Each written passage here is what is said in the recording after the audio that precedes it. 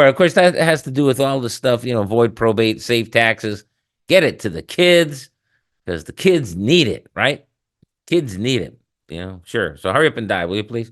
Anyway, all that stuff, that's great, but it all happens after you die. But you're not dead yet, not if you're listening to me this morning. And if you are listening, well, if you were dead, if you went to the bad place, you'd be distracted by them demons and imps and all that kind of stuff, uh, devils and what have you. But if you were in the good place, you'd have much better things to do.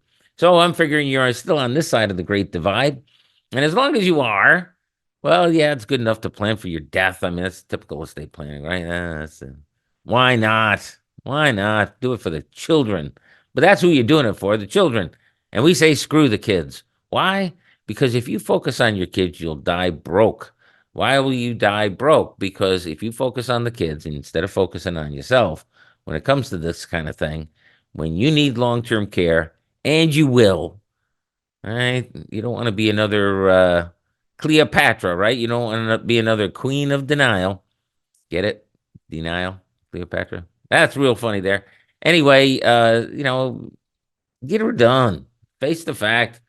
If you live long enough, you're going to wind up in long-term care. Federal government says, on average, people need 3 years of skilled care, 5 years for 20% or more. Those are your chances when you're 65. Guess what? When you get older, the percentage goes up, doesn't go down.